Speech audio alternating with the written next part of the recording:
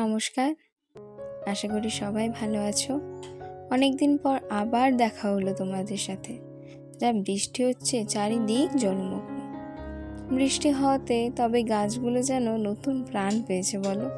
এই গাছের ফুলগুলো কি যে সুন্দর লাগে আমার দেখতে, আবার বৃষ্টিতে যেন আরও বেশি চকচক করছে। এই যে লঙ্কা গাছগুলো দেখতে পাচ্ছ, এইগুলি না আমার বাবার ভীষণ যত্নের গাছ।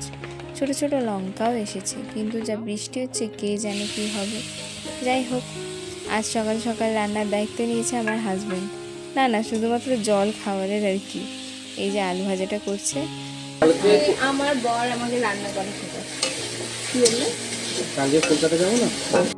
বাইরে ভীষণই বৃষ্টি পড়ছে, আজকে নিরামিষ রান্না বান্না হবে। চলো তোমাদের দেখাই। হয়তো ঠিক করে কথাগুলো শোনা যাবে না, কারণ ভীষণই বৃষ্টি পড়ছে। চলো আজকে রান্নাগুলো করব, সমস্ত কিছু তোমাদের দেখাই। এই যে পটলগুলো কেটে নিয়েছি, আজকে নিরামিষ হবে। তো আজকে এই জন্য করবো সর্ষে পটল। এই রান্নাটা মায়ের থেকে শেখা। এই যে প্রথমে লবণ, হলুদ আর বেশ কিছুটা সর্ষের তেল দিয়ে ভালো করে মেখে নিয়েছি। মেখে নেওয়ার পরে 5 থেকে 10 মিনিট মতো এটা ঢাকিয়ে রেখে দিয়েছি। আর এই যে এখানে ডালটা ভালো করে সেদ্ধ করে নিয়েছি, প্রায় সেদ্ধ শেষ। আর এদিকে হচ্ছে পালং শাক, আজকে হবে ডাল পালং আর সর্ষে পটল। এই যে ডালটা এবার ফোড়নে দিয়ে দিব। এই যে সর্ষে পটল রান্নাটা শিখেছি আমি আমার মায়ের কাছ থেকে। এত ভালো হয় খেতে, কি বলবো, ভীষণ ভালো হয় খেতে। তবে আমার একটা ভুল হয়েছে, কি পালং শাকটা ডালের সঙ্গে সেদ্ধ করতে মনে নেই, ওটা আবার এক্সট্রা করে সেদ্ধ করে তারপরে দিতে হয়েছে। যাই হোক, এই যে সর্ষের তেল দিয়ে দিয়েছি, অনেকটা বেশি করে সর্ষের তেল দিয়ে দিয়েছি। এবার এক এক করে পটলগুলো ছেড়ে দিব। পটলগুলো ভালো করে এপাশ ওপাশ ভালো করে ভেজে নিয়ে, এই যে ভেজে নিয়ে তুলে নিয়েছি।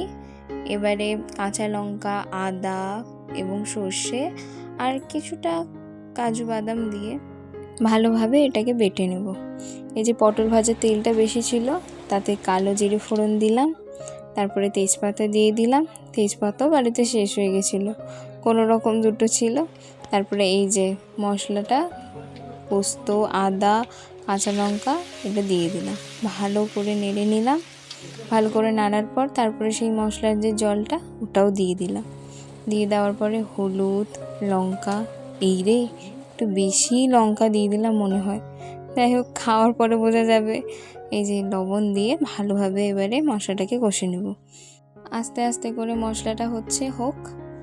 তারপরে তোমাদের একটা জিনিস দেখাই। এই যে আস্তে আস্তে করে মশলাটা সাইড থেকে তেল উঠে আসছে। যাই হোক, তোমাদের একটা জিনিস দেখাই। এই যে আমার একে এত ভয় লাগে, সেদিন রাত্রিবেলা চলে এসেছিলো আমার সামনে, যে কি ভয় পেয়েছিলাম, তার চোখগুলোই কেমন কেমন। যাই হোক, এই যে মশলাটা থেকে তেল ছেড়ে দিয়েছে। এবারে একটু ভালো করে চিনি দিয়ে দিয়েছি, হালকা, বেশি নয়। তারপরে একটু জল দিয়ে দিয়েছি। তারপরে ওই যে পাউডার দুধ দিয়ে দিয়েছি। পাউডার দুধ দিতে কি সুন্দর কালারটা চেঞ্জ হয়ে গেল, দেখো দারুণ লাগছে কিন্তু দেখতেও যেমন হয়, খেতে ভীষণ ভালো হয়। তারপরে এই যে পটলগুলো সব ভেজে রেখেছিলাম, তারপর আস্তে আস্তে করে দিয়ে দিয়েছি। দিয়ে দেওয়ার পরে 5 থেকে 10 মিনিট ফুটিয়েছি। তারপরে একটু গরম মশলা নামানোর আগে দিয়ে একটু ফুটিয়ে তারপরে একদম রেডি। তোমরা কিন্তু আবার বাড়িতে বানিয়ে দেখতে পারো, ভীষণ ভালো হয়।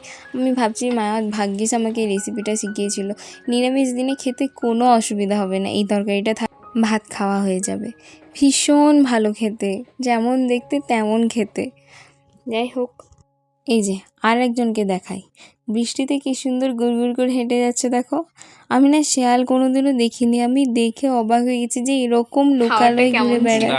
যাই হোক, দারুণ না, সত্যি কথাটা বলো, প্রচন্ড ঝাল হয়েছিল কিন্তু